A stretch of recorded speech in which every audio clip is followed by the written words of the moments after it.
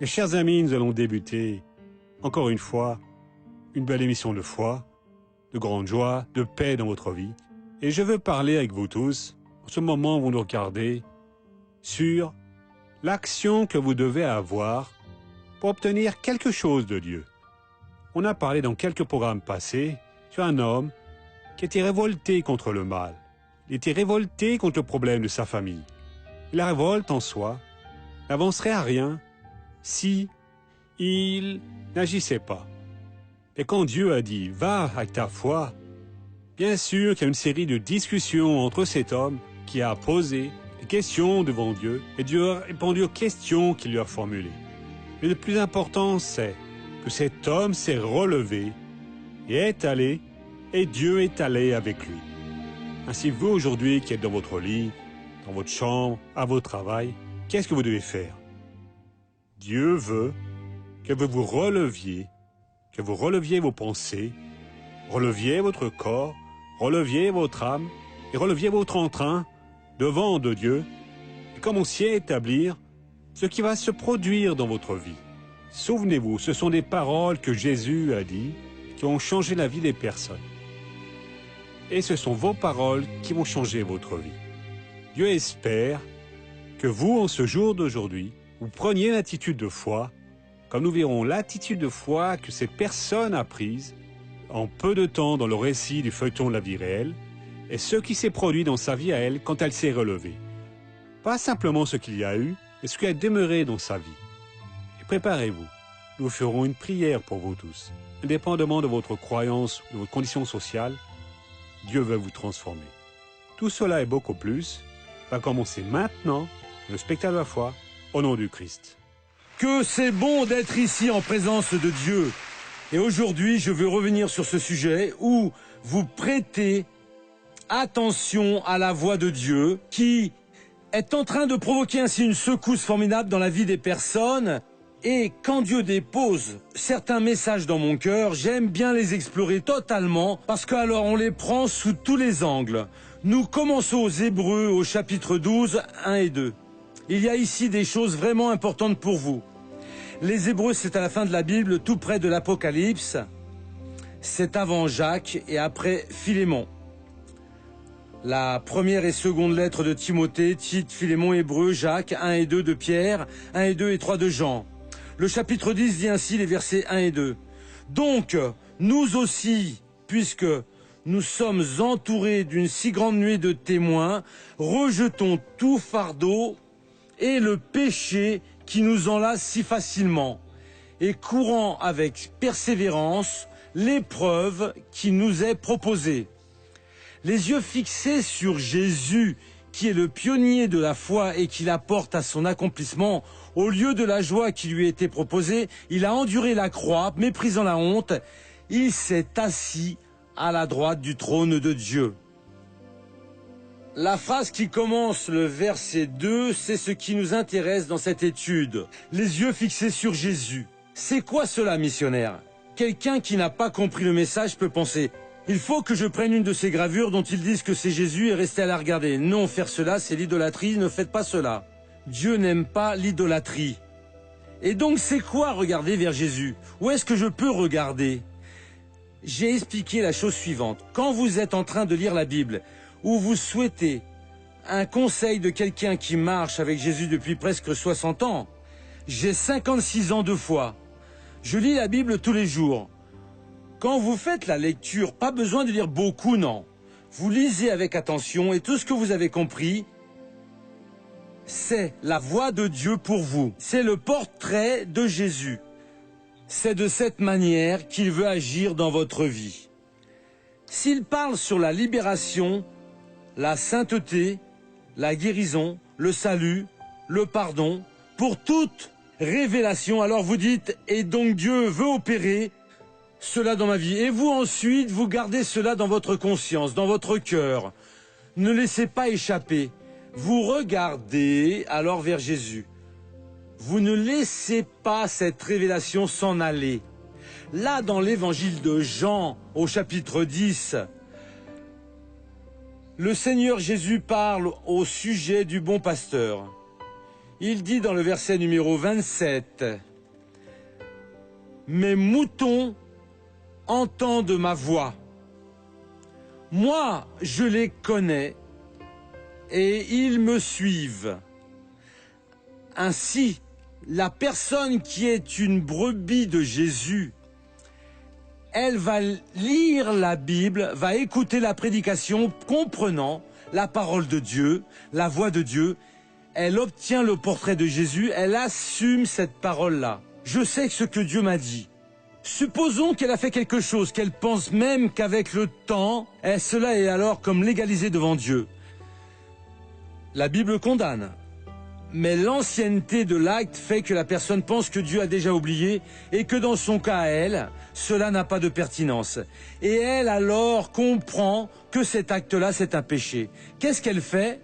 Si elle est une brebis du Seigneur, elle écoute la voix, elle sait cela. Seigneur, donc pardonnez-moi. Ou elle ne savait pas que c'était un péché. Mes moutons entendent ma voix. Moi, je les connais et ils me suivent. Ainsi, qui est brebis de Jésus?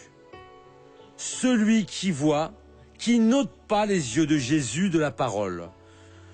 Celui qui pratique ce qu'il sait que Dieu est en train d'exiger de lui ou d'elle, ou qu'il vient l'orienter la meilleure parole, c'est celle-là, cette personne devient une brebis de Jésus.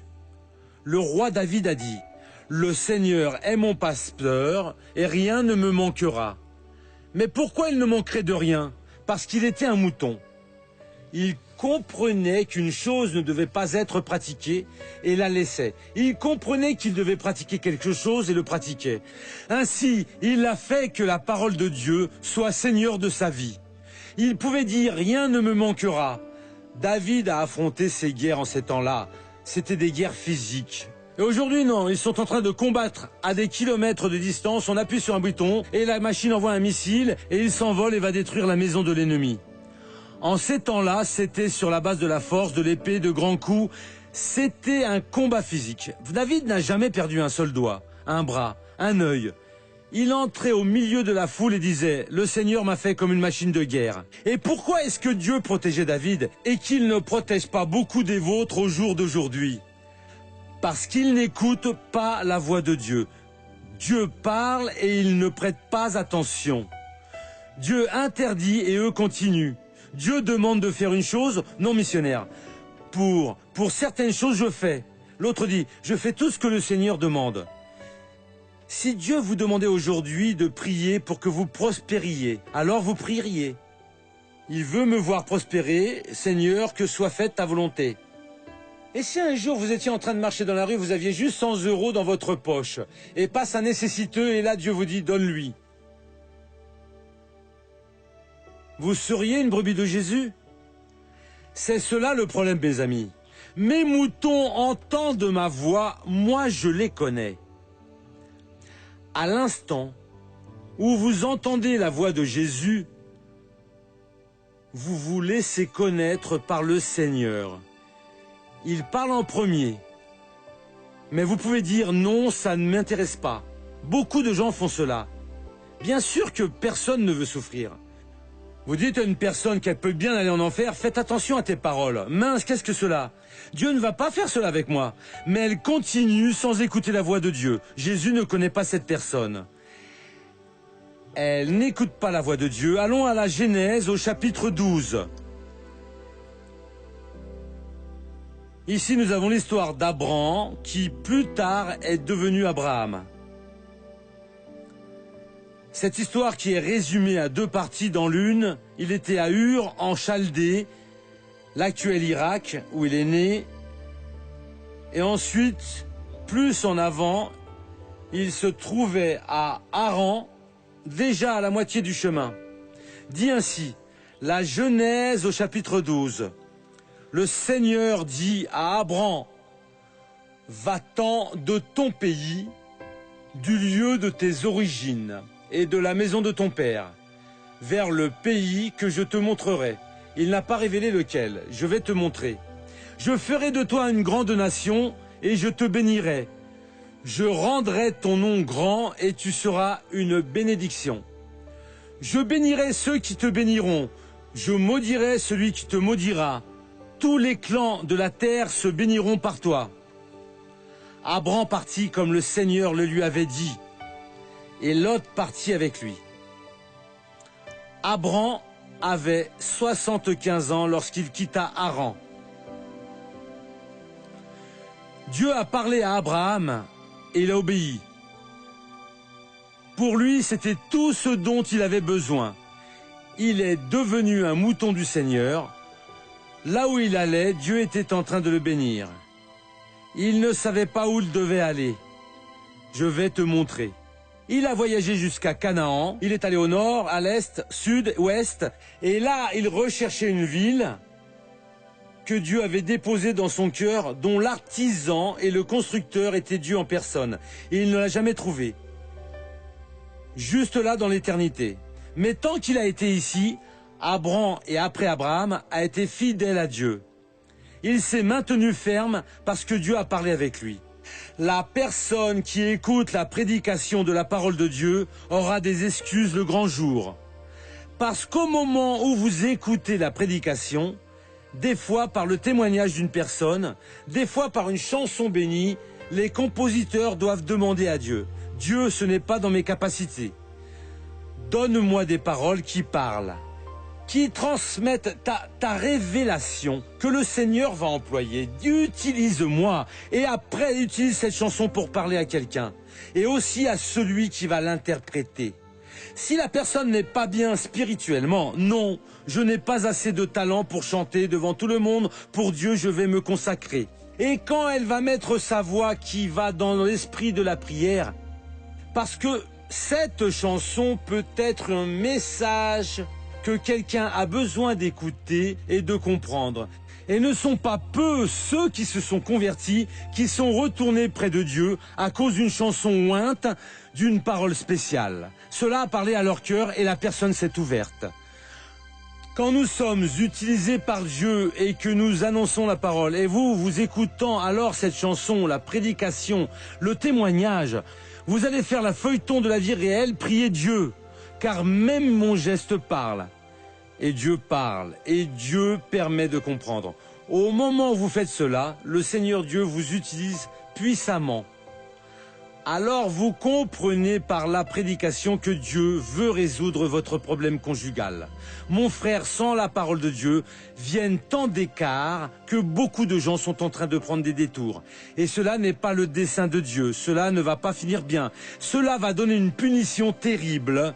Non, mais qu'est-ce que je peux y faire? Restez dans la parole du Seigneur. Et Dieu vous a donné une parole, gardez-la. Et donc ça va être bon de cette façon, comme le Seigneur l'a dit. Abram l'a senti. La terre était infestée par les idolâtres, par les sorciers, et lui se révoltait contre cela. Et Dieu lui a dit, va-t'en de ton pays, du lieu de tes origines, et de la maison de ton père, vers le pays que je te montrerai. Il ne savait même pas où. Je te montrerai. Seigneur, je suis ici ton serviteur. Il a pris sa jeune épouse, son neveu, c'est alors joint à lui. Il a pris ses serviteurs, il avait beaucoup de serviteurs, il les a tous réunis.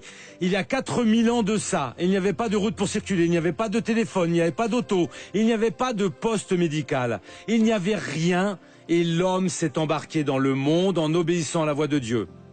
Il a manqué quelque chose à Abraham? Non. Abram a-t-il eu un quelconque problème sérieux de santé à affronter et sans issue connue? Non. Abram a-t-il été attaqué par un fauve quelconque ou par un des membres de sa famille? Non. Quand son neveu a été fait prisonnier, il a pris 318 de ses esclaves, des serviteurs nés sur ces terres, les a armés et il est allé contre 4 rois victorieux qui avaient déjà vaincu 5 royaumes. Et lui, avec 318 serviteurs, a combattu les 4 rois, a tout détruit. Il a capturé tout le monde et les a ramenés sur leur terre. Tout ce que l'ennemi avait pris, il l'a repris. Le roi de Sodome, quand il a vu ça, voyez, je veux juste les âmes. Tous les biens sont à toi. Rien de cela. J'ai levé ma main vers le Dieu du ciel, et je vais rien prendre de vous depuis une lanière de sandales jusqu'à un fil d'or pour que vous ne disiez pas ce que je me suis enrichi. Abram avait cette crainte de Dieu et il s'est maintenu ferme.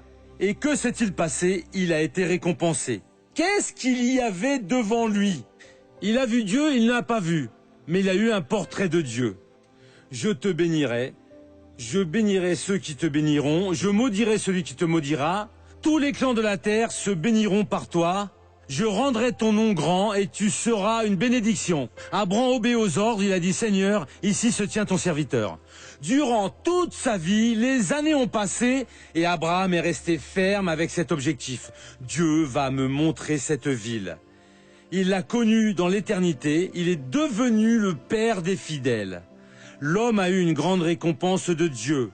Vous ne savez pas ce que Dieu a pour vous.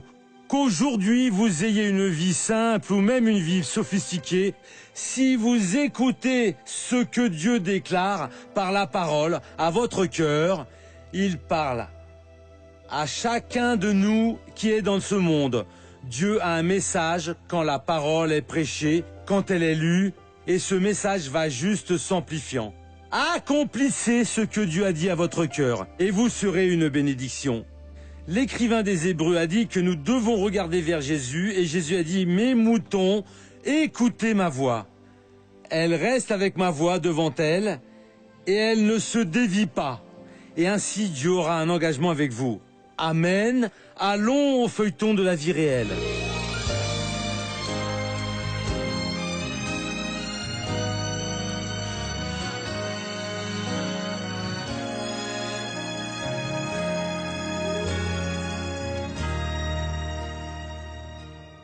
Un jour, j'ai mal au dos, oui, tout près des reins, oui, ce genre de douleur forte. Et je suis allée voir le médecin pour savoir. Et là, le médecin a dit que c'était la colonne. Elle en est arrivée à faire un traitement pensant que c'était sa colonne. Et puis, elle a vu que ça ne faisait pas effet et elle a commencé à avoir des fièvres l'après-midi. Et alors, on a pensé aux reins parce que la douleur était dans cette région-là. J'ai fait des examens et ils ont découvert que c'était des calculs rénaux. Alors, on commençait des nouveaux examens pour voir comment ça se présentait.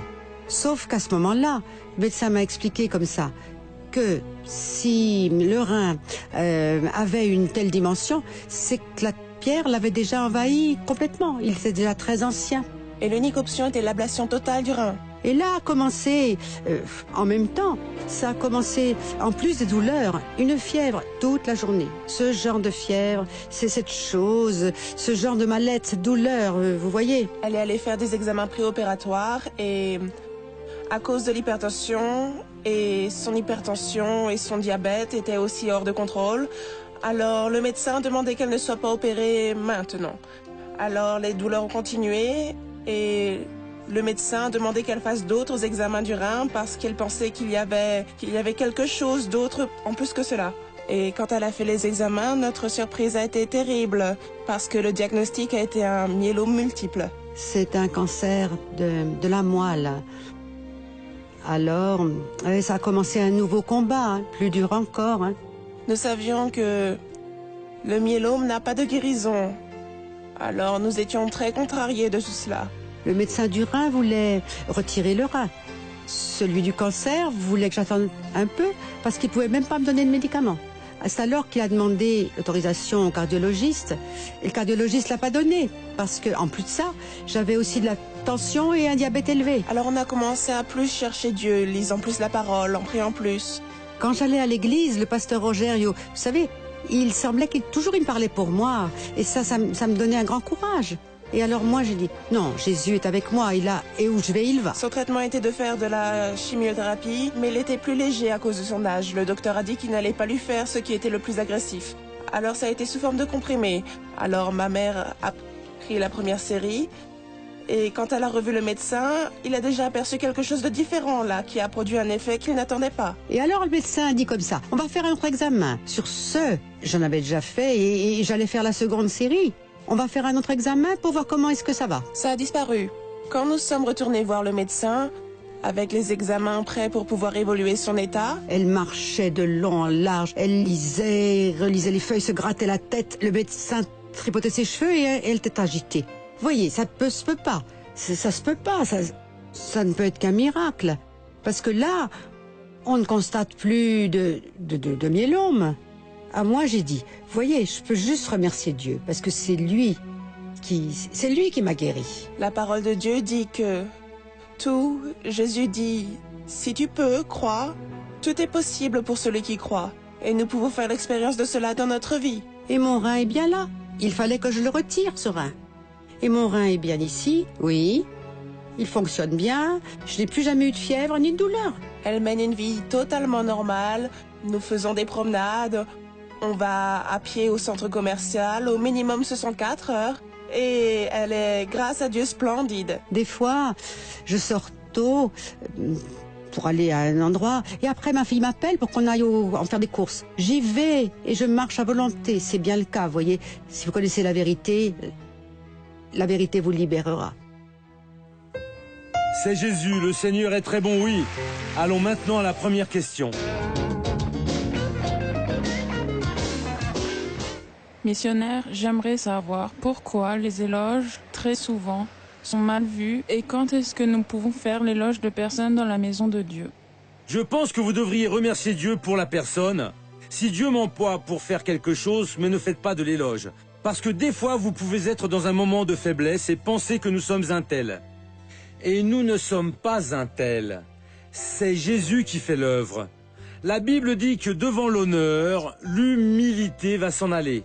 Et que l'orgueil précède la chute. Alors vous commencez, missionnaire, monsieur, vous êtes un grand prêcheur. Oui, modestie, papa, oui. Je ne suis rien. Je sais que des fois je suis devant le trône de Dieu. Dieu, s'il te plaît, utilise-moi. Père, ces personnes en ont besoin. Donne-moi une parole, donne-moi une prophétie. Opère des miracles. Alors ensuite je prends pour moi. Non, c'est une erreur. Et donc ce n'est pas bon de faire l'éloge des personnes, non.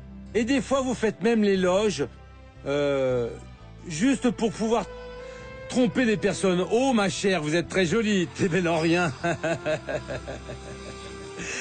Ne faites pas ça. Allons maintenant à ouvrir son cœur.